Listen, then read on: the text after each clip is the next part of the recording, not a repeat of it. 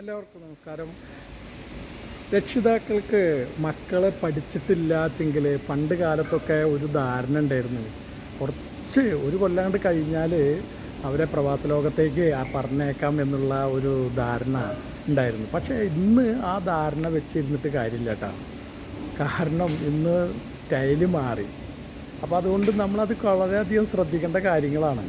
പണ്ട് കാലത്തെല്ലാം മക്കൾ പഠിച്ചില്ല, അത് കുഴപ്പമൊന്നുമില്ല, ഒരു 2 കൊല്ലം കഴിഞ്ഞാൽ മെല്ലനെ പ്രവാസ ലോകത്തേക്കാണ്ട് അയക്കാം എന്നുള്ള ഒരു ധാരണയിൽ രക്ഷിതാക്കൾ ഇരിക്കാറുണ്ടായിരുന്നൊരു കാലഘട്ടം ഉണ്ടായിരുന്നു. ഇന്ന് നേരെ തിരിച്ചാണ്. അങ്ങനെ വന്നു കഴിഞ്ഞാൽ ഉണ്ടാവുന്ന ബുദ്ധിമുട്ടുകൾ പലതാണ് ഉണ്ടാവുന്നത്. കാരണം ഒരുപാട് രക്ഷിതാക്കൾ അക്കാര്യത്തിൽ അങ്ങനെ ആ ഒരു ചിന്താഗതി വെച്ചുകൊണ്ട് ഇന്ന് ഇവിടെ കണ്ണീരിലാവുന്നുണ്ട്.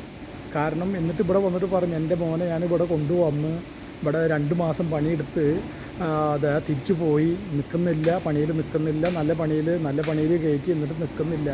അതെന്തുകൊണ്ടാണെന്നുള്ളത് കൂടെ നമ്മൾ ആലോചിക്കണം. പണ്ടത്തെ കാലമല്ല, പണ്ട് കാലം എന്ന് പറഞ്ഞാൽ കമ്മിറ്റ്മെൻറ്റ് കൂടുതലായിരുന്നു. ഇന്ന് കമ്മിറ്റ്മെൻറ്റ് കുറവാണ്. ഇന്ന് അണുകുടുംബമാണ്. എല്ലാ ഫാമിലികളിലായാലും 1 2 ആൾ, മാക്സിമം 3 മക്കൾ, അത് അത്രയാണ് ഒരു ഫാമിലിയിലെല്ലാം നിൽക്കുന്നത്. മാത്രമല്ല അവർക്കൊന്നും കമ്മിറ്റ്മെൻറ്റുകളും അധികമില്ല. ഇന്നും നമ്മുടെ നാട്ടിലുള്ള മക്കളായാലും അതെ, കുറച്ച് പഠിക്കും. ഇനിയിപ്പോൾ പഠിക്കാൻ താല്പര്യമില്ലാച്ചെങ്കിൽ എന്താണ് അവർ ചെയ്യുന്നത്? തീർച്ചയായിട്ടും അവരെന്താണ് ചെയ്യുന്നത്? അവർക്ക് വേണ്ട കാര്യത്തിന് ബൈക്ക് മേടിക്കാനായാലും മൊബൈൽ മേടിക്കാനായിട്ടുള്ള കാര്യത്തിനായാലും അവർ സ്വന്തമായിട്ട് പണിയെടുത്തിട്ട് അവർ ഏതെങ്കിലും കാര്യങ്ങൾ ചെയ്യും. അവരേതായിട്ടുള്ള ഒരു വിഭാഗം മക്കളൊക്കെ നമ്മുടെ നാട്ടിൽ ഇപ്പോൾ കണ്ടുകൊണ്ടിരിക്കുന്നതാണ്. പഠിച്ചുകൊണ്ടിരിക്കുമ്പോൾ തന്നെ ശരിക്കും പഠിച്ചിട്ടില്ല എങ്കിൽ അവരെ കാര്യങ്ങൾ നടക്കാൻ വേണ്ടിയിട്ട് തള്ളാരെ ബുദ്ധിമുട്ടിക്കാതെ അവർ ഏതെങ്കിലും കാറ്ററിങ്ങിനാ അല്ലാച്ചെങ്കിൽ ചെറിയ പണികൾ, എന്തെല്ലാം പല തരത്തിലുള്ള ചെറിയ പണികൾ, കാശ് കിട്ടുന്ന പണികളുണ്ട്. അതിനെല്ലാം പോയിട്ട് അവർ കാശുണ്ടാക്കുന്ന ഒരവസ്ഥയാണ് നമ്മൾ കണ്ടുകൊണ്ടിരിക്കുന്നത്. അങ്ങനെ വരുമ്പോൾ നമ്മളെന്താണ് ചെയ്യുന്നത്?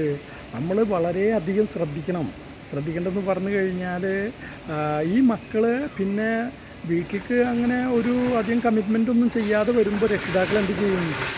രക്ഷിതാക്കൾ വിചാരിക്കും, അല്ലനെ മറ്റുള്ള ആൾക്കാരോട് പറഞ്ഞിട്ട് ഇതന്നെ നാട്ടിൽ നിന്നിട്ട് ഒരു കാര്യമൊന്നുമില്ല, എന്തെങ്കിലും പണിക്കൊക്കെ പോവും, ആ പണിയെടുത്ത് കിട്ടിയ കാശ് അത് അവൻ്റെ ചിലവിനുള്ളത് തന്നെ ഉള്ളോ എന്നുള്ളത് ഇങ്ങനെ വെച്ചിട്ട് പിന്നെ പറയും, എങ്ങനെയെങ്കിലും വല്ല ചാൻസും കിട്ടി കഴിഞ്ഞാൽ അങ്ങോട്ട് കൊണ്ടുപോവുക, പറഞ്ഞേക്കുക എന്നുള്ള ഒരു ധാരണ വന്നിട്ട് എത്രയോ കാശ് കടം മേടിച്ചിട്ട് അതെല്ലാം ആക്കിയിട്ട് ആ മക്കളെ ഗൾഫ് രാജ്യത്തേക്ക് പറഞ്ഞേക്കേണ്ട ഒരു അവസ്ഥ ഉണ്ടാവുക. അങ്ങനെ വരുന്ന മക്കൾ ഒരു 100%-ൽ 90% ഫെയിൽഡാണ് ആവുന്നത്.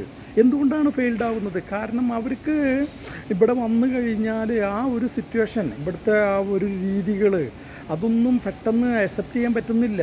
കാരണം പണ്ട് കാലങ്ങളിൽ മക്കളെല്ലാം ഇവിടെ വന്നു കഴിഞ്ഞാൽ അവർ കമ്മിറ്റ്മെൻറ്റ് അവർക്ക് നിർബന്ധമായിരുന്നു, മജ്ബൂരിയായിരുന്നു. അവർ നിർബന്ധമായിട്ടും എത്ര കഷ്ടപ്പെട്ടാലും ഞാൻ ഇനി തിരിച്ചു പോകാൻ വേറൊരു വഴിയില്ല, എങ്ങനെയെങ്കിലും കഷ്ടപ്പെട്ടിട്ട് നമ്മളിവിടെ നിൽക്കട്ടെ, ഒരു 2 കൊല്ലം നിൽക്കട്ടെ എന്നുള്ള ഒരു ധാരണയിൽ ആ മക്കൾ 2 കൊല്ലം ഇവിടെ നിൽക്കുമ്പോഴത്തേനും അവൻ അതിൽ ലയിച്ച് ചേരുകയാണ്.